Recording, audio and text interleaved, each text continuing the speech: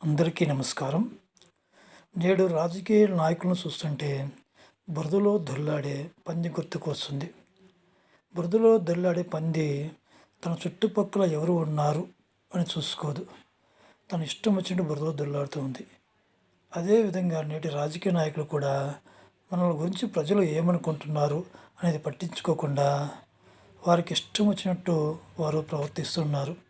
నేటి రాజకీయంలో నైతిక విలువలు పూర్తిగా దిగజారిపోయినాయి. ఒక రాజకీయ నాయకుడు ఒక పార్టీ తరపున పోటీ చేసినప్పుడు 5 సంవత్సరాలు అదే పార్టీలో ఉండాలి.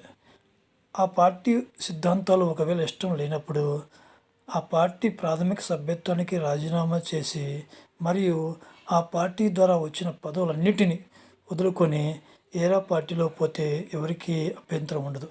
కానీ నేటి రాజకీయ నాయకులు అలా చేయకుండా పార్టీ ప్రాథమిక సభ్యత్వానికి మాత్రమే రాజీనామా చేసి పార్టీ ద్వారా వచ్చిన పదవుల్ని అలాగే అంటిపెట్టుకుంటున్నారు. వీరిని ఏమనాలి? రాజకీయ వ్యభిచారులు అనవచ్చు.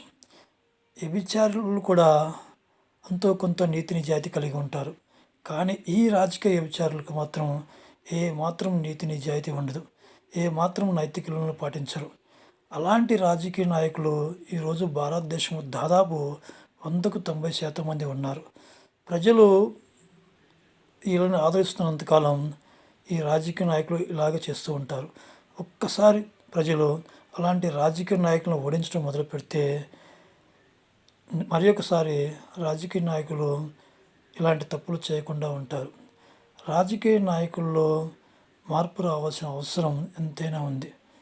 కానీ నేడు భారతదేశంలో రాజకీయాలు పూర్తిగా భ్రష్టు పట్టిపోయినాయి. డబ్బు ఉన్నవారు మాత్రమే రాజకీయాలు చేస్తున్నారు. డబ్బు లేని వారు రాజకీయాలు చేసే అవకాశం ఏమాత్రం భారతదేశంలో లేదు. నాయకులు అనేక మంది మేధావులు రాజకీయంలోకి యువత రావాలి అంటుంది. కానీ ఆ యువత రాజకీయాలు రావటానికి ప్రేరేపించే శక్తులు ఎక్కడ కూడా కనిపించటం లేదు. యువతని రాజకీయంలో రాకుండా రాజకీయ నాయకుల యొక్క కుటుంబాలే తొక్కివేస్తున్నాయి. ఈ రాజకీయ నాయకులు విచ్చలవిడిగా అవినీతికి పాల్పడుతున్నారు.